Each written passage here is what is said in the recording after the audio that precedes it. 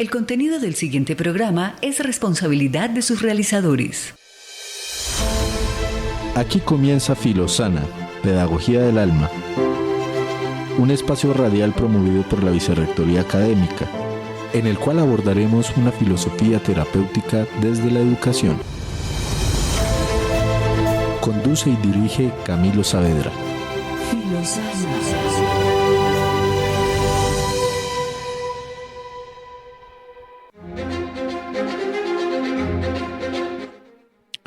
Hola, bienvenidos nuevamente a este programa Filosana en el momento que lo puedan escuchar. Filosana es una iniciativa de la Vicerrectoría Académica que busca una filosofía y pedagogía con alma. Entendemos aquí el alma utilizando la frase y digamos perspectiva que nos ubica a un pensador que trabajamos bastante que se llama James Hillman. El alma la entendimos como en sus bases poéticas, es decir, cómo ésta se expresa a partir de fantasías, sueños, imágenes que tenemos siempre, digamos, todos los humanos. Es como si, por decirlo así, estuviéramos viviendo en dos planos de realidad.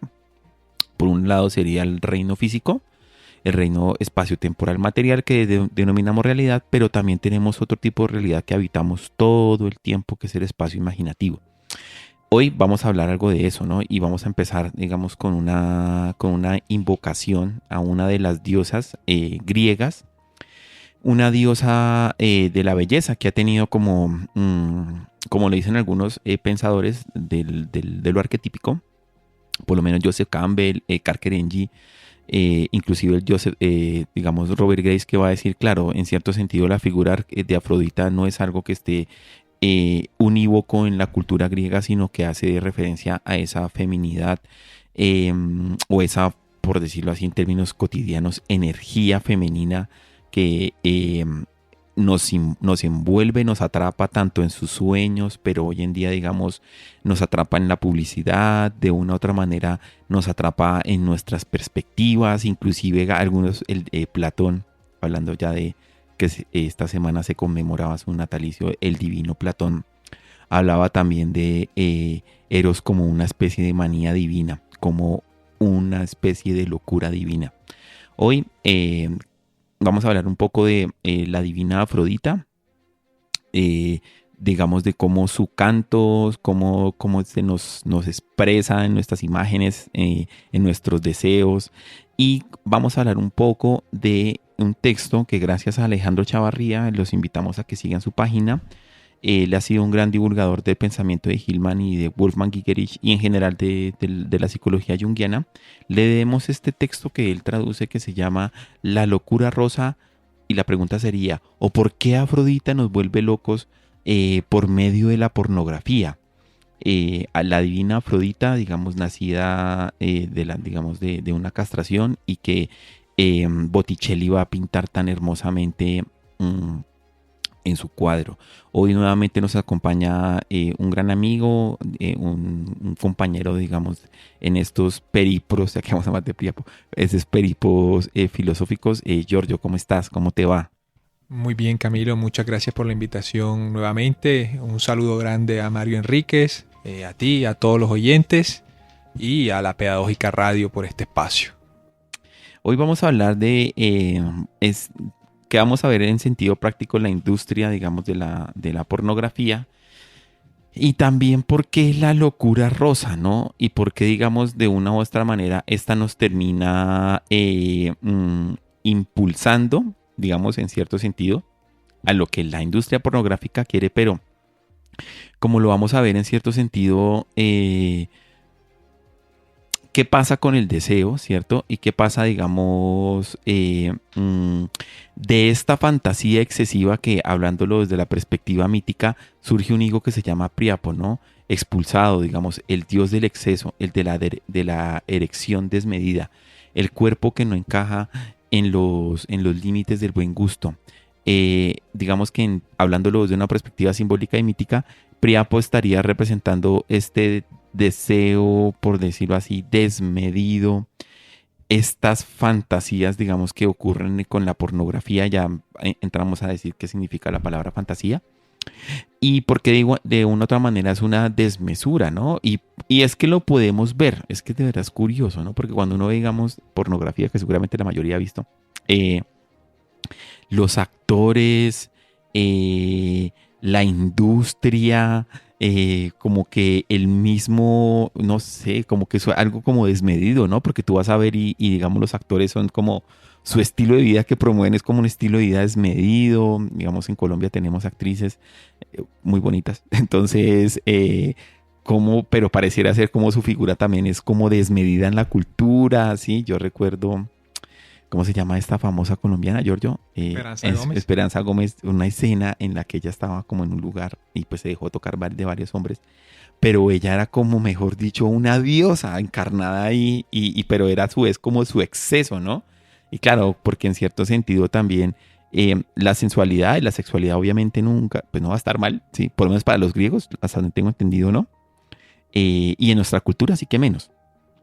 Pero el problema de eso es el exceso y cómo no poder cultivar esa parte. ¿Cómo lo ves tú, Giorgio?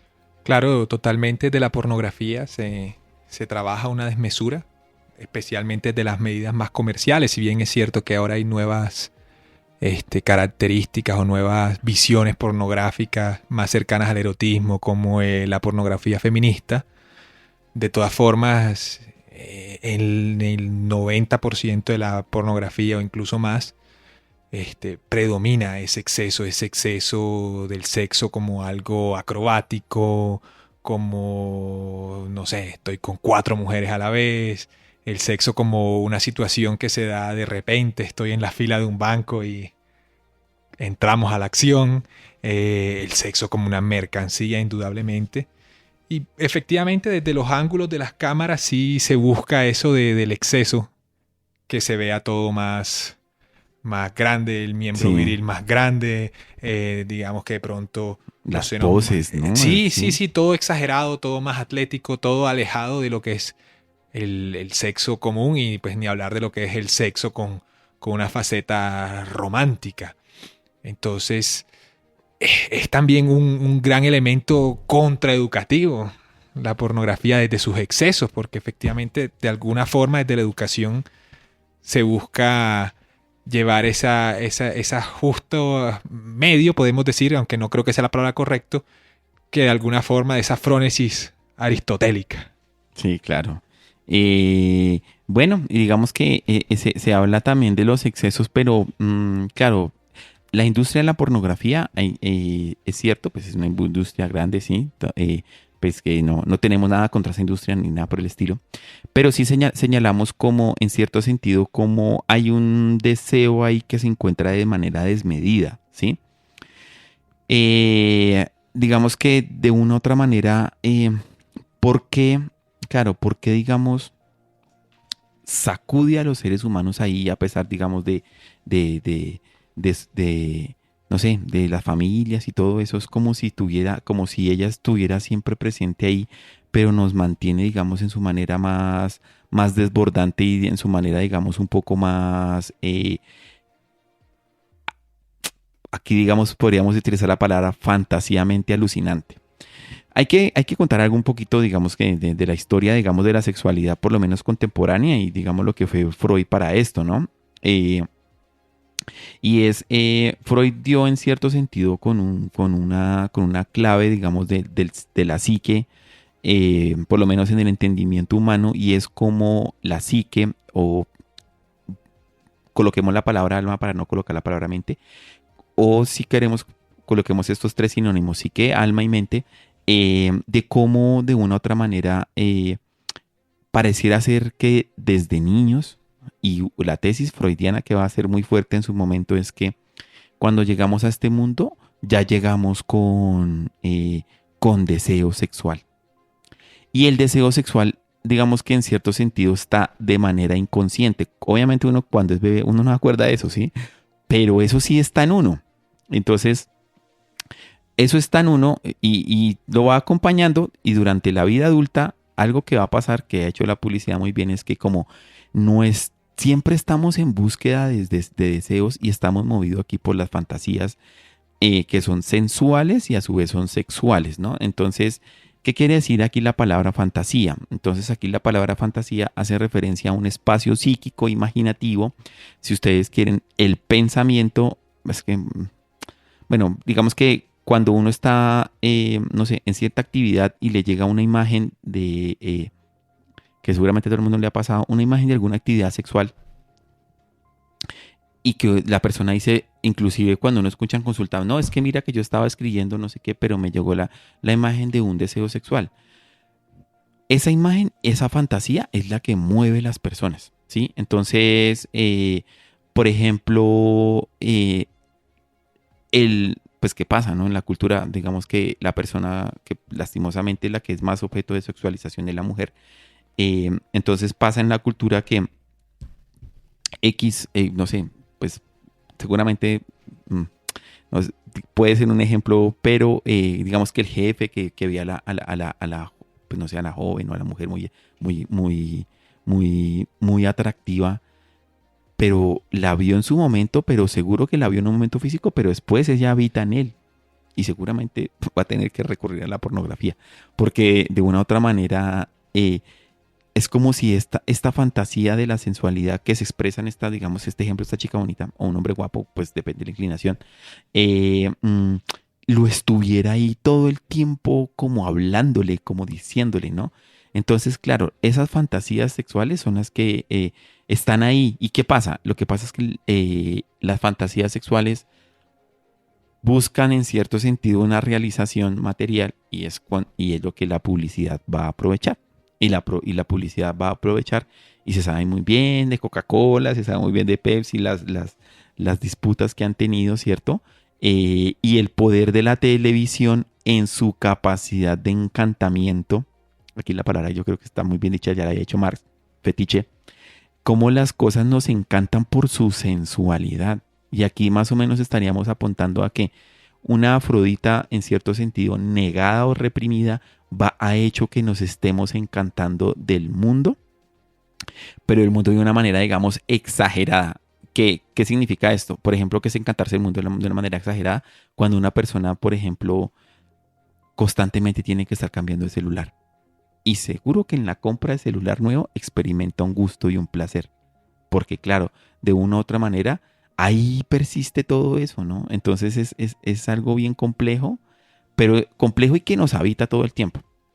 Entonces, claro, las fantasías en ese sentido son reales. Y como lo diría aquí siguiendo a Hillman, Jung coloca las imágenes en el mismo plano que el instinto, es decir, como un continuo psicológico. Quiere decir esto que, porque la gente dice, la sexualidad es instintiva, pero aquí lo que estamos apostando es que, claro, es instintiva, pero también tiene un contenido imaginativo y fantasioso, que es el que nos permite o nos hace movernos y nos hace tener una causa, diría Aristóteles, una causa, digamos, en la movilidad. ¿Tú cómo lo ves, Giorgio? Mira, indudablemente el sexo nos atraviesa toda la vida.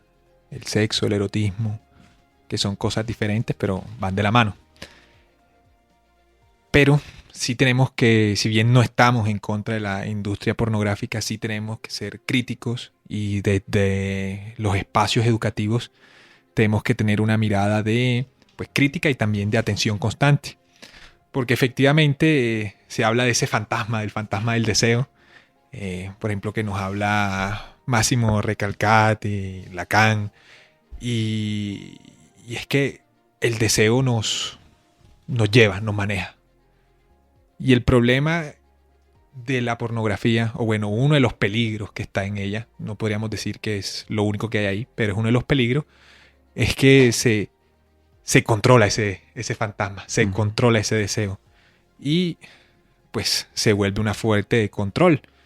Por eso y de otros motivos hay gente que es adicta a la pornografía, pero no solo eso, ya se comienza a pensar las relaciones en clave pornográfica. Por ejemplo, lo que le pasó una vez, creo, a Nacho Vidal aquí en Colombia, que una enfermera dijo, no, tú tienes que complacerme porque eso es lo que tú haces. Y él dice, no, ese es mi trabajo y yo aquí estoy en una consulta médica, ¿sí? Pero volviendo a lo que hemos hablado tantas veces, volvemos a ese gestal, a ese ignorar el alma del mundo, porque ya no vemos a las personas, no, sino vemos como cosas, como existencias para nuestro placer o para satisfacer un deseo, que además ese deseo es temporáneo. Bueno, todo es temporáneo, pero eso es muy corto. Da la satisfacción y pasamos de un nuevo deseo. Eso es lo importante, que se implante un nuevo deseo. Lo importante en sentido publicitario, ¿no? Entonces, justamente esa es la mirada crítica y el contrapeso que tenemos que hacerle, en este caso, a muchas prácticas que se muestran, se presentan desde la pornografía. Y también lo que tú acabas de mencionar con perspectiva crítica, ¿no? Y es el objeto de la sexualización en la pornografía, claro, es el hombre, pero sobre todo es la mujer, ¿no? Y entonces, en ese sentido, es una industria que, digamos, tiene lastimosamente, digamos, todo ese sistema también, uno podría decir hasta de esclavitud, digamos, de lo femenino y la mujer, ¿sí? Y por eso es que en cierto sentido es una locura rosa. Porque es una locura rosa porque en medio de todo, digamos, es como si nos envolviera y no nos permitiera ver el tipo de locura que hay ahí. Vamos a ir con este corte comercial y ya en unos momentos volvemos.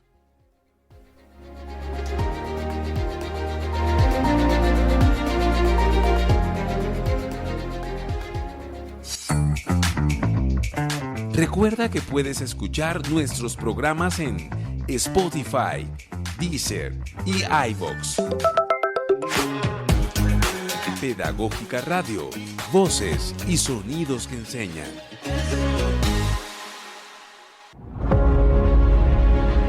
La Universidad Pedagógica Nacional cumple 70 años siendo un referente en la formación de maestros y maestras y en la construcción de políticas y estrategias educativas para el país. En 1917 se realizó el primer Congreso Pedagógico que sugiere la creación del Instituto Pedagógico Nacional para la formación de normalistas mujeres, el cual entra en funcionamiento en 1927 bajo la dirección de la educadora alemana Franziska Radke.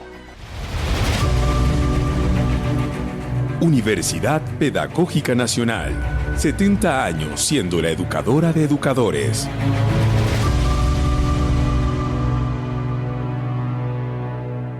Estás en sintonía de Filosana.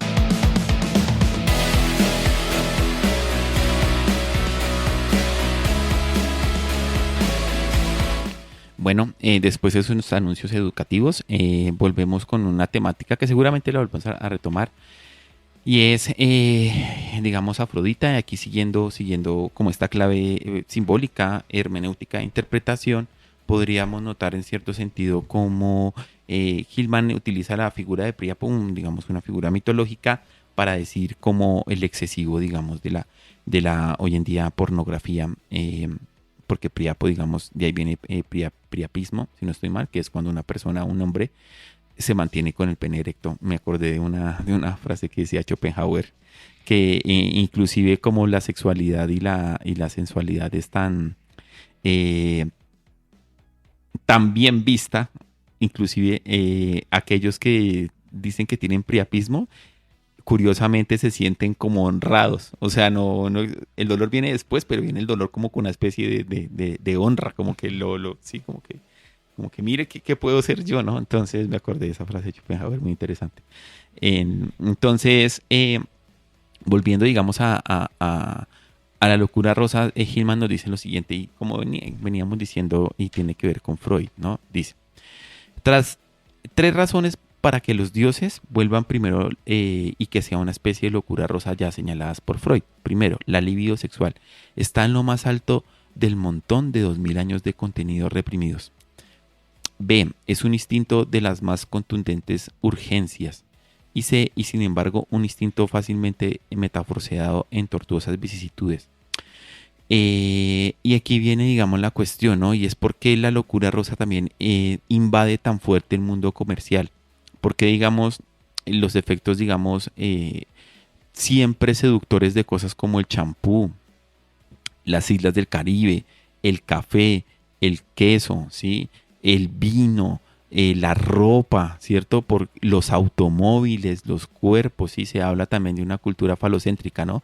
Que hace que hace a su vez eso, ¿no? Digamos, edificios, ¿sí? Digamos, como muchos elementos falocéntricos, como que hace referencia a que es como si esta locura rosa se apoderara de la mente de los hombres para hacer, digamos, lo que los hombres de una u otra manera tienen reprimido, o por lo menos no sé si completamente reprimido, no sé si hoy en día se puede hablar de represión, pero sí son símbolos que de una u otra manera buscan como corresponderle a esta Afrodita, digamos, de manera desbocada. Porque si Priapo de una u otra manera es el que tiene el pene erecto todo el tiempo y grande, claro, por eso es que cosas como por ejemplo pasa en Dubái, ¿no? Que son grandes edificios así largos y grandes, pero digamos, pues, particularmente a mí eso no me parece estéticamente bonito, pero entiendo que a mucha gente sí, y detrás de eso está toda la figura, digamos, del comercio, y está la figura del capitalismo, y todo eso son como símbolos fálicos que de una u otra manera sí terminan,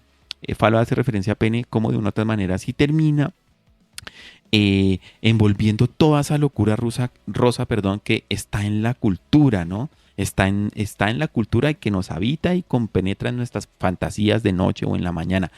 Que día leí un estudio que decía que muchos hombres casados y solteros ven pornografía para poder dormir bien.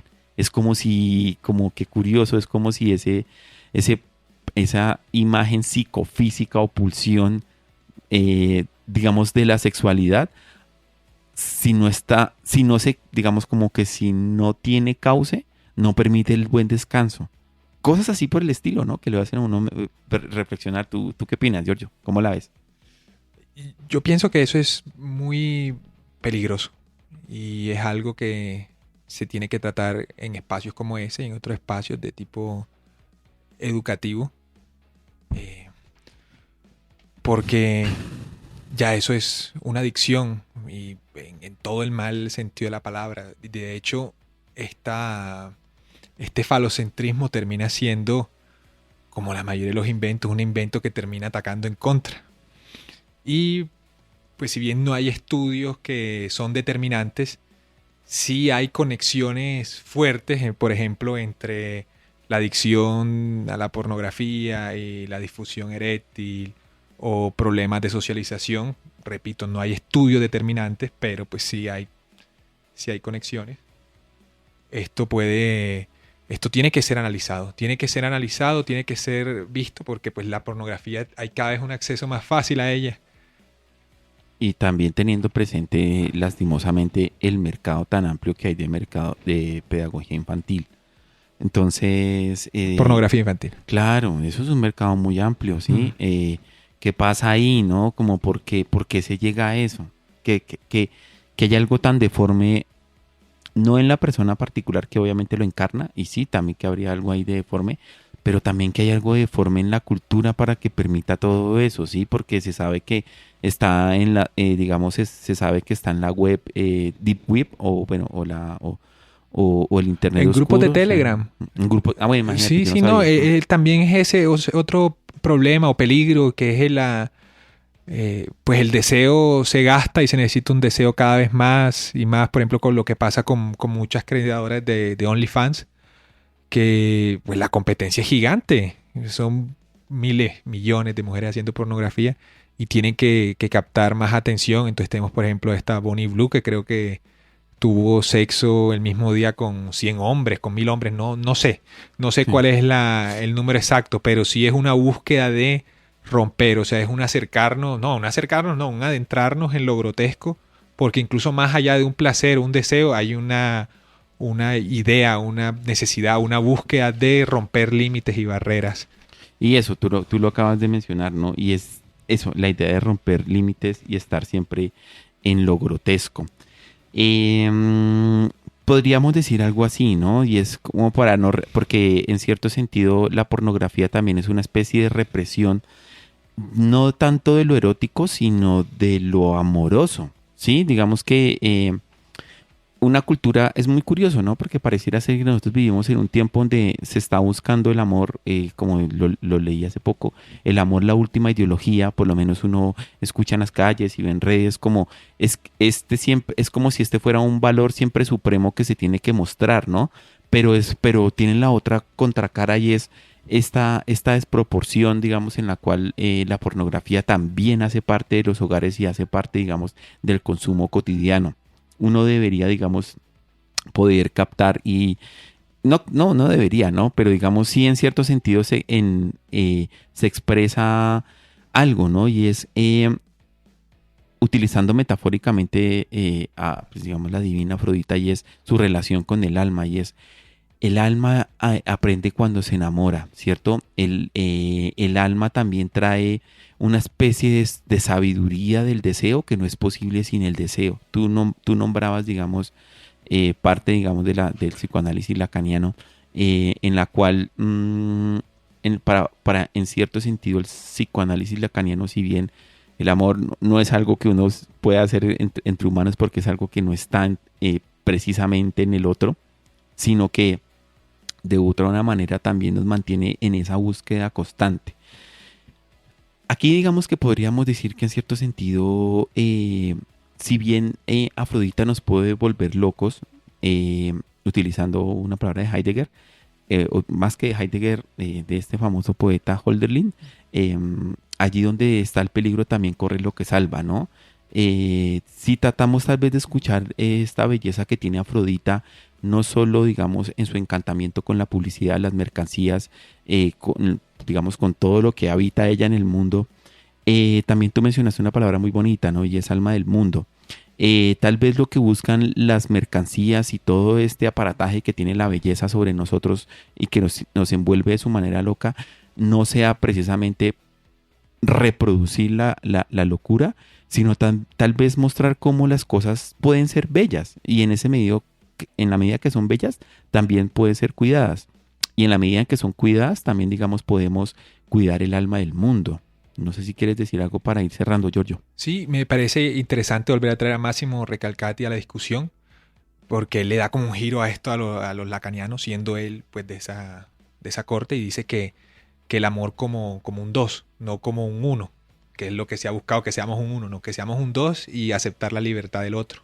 Obviamente esta forma tan que se vuelve enfermiza de concebir las relaciones sexuales, pues ven al otro como un uno en el sentido de que son para nuestro placer, ¿sí? Y no son otra persona con su libertad, con la que construimos caminos, construimos encuentros, sino es un cuerpo para mi disfrute. Sí, cierto. Vamos cerrando con esta frase que dice: la erección es en última instancia un gesto de la fantasía, del movimiento del espíritu, o por decirlo así, del aliento del alma que anima la materia. Como les venía diciendo, aquí la fantasía, por eso es que nos parecen lindos ciertas cosas, celulares, carros, porque es como el alma la que los anima. Cuando la imaginación se queda secada o en desproporción, el cuerpo pierde esta respiración, esta imagen, y se pierde, digamos, el cierto sentido, digamos, de belleza que puede tener cada cosa, y nos quedamos únicamente en el rendimiento y en la producción técnica. Si bien Afrodita tiene a Príapo, también podemos entender y recuperar cómo la imaginación puede volver las cosas no en un sentido solo físicamente, digamos, atractivas, sino que también en eso hay una presentación del mundo. Lo que los neoplatónicos y Platón denominó la belleza del mundo o el alma del mundo, que de una u otra manera siempre nos envuelve, pero tal vez nosotros debemos tener ojos nuevos y una educación nueva para escucharlas. Nuevamente les agradecemos que nos escuchen, les agradecemos que repliquen. Estamos en YouTube, estamos en iVoox. Le agradecemos a Mario Enríquez en el Control Master, Yolanda Barrantes y Diana Torres en la producción sonora, Laura Chávez Comunicaciones, Alejandro Sepúlvedas en la producción y dirección, en la edición. Y nos vemos en una próxima emisión. Muchas gracias. Muchas gracias.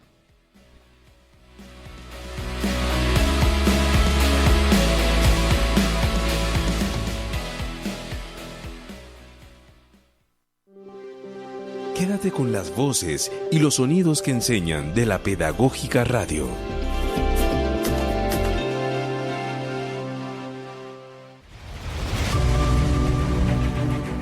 Universidad Pedagógica Nacional. 70 años siendo la educadora de educadores.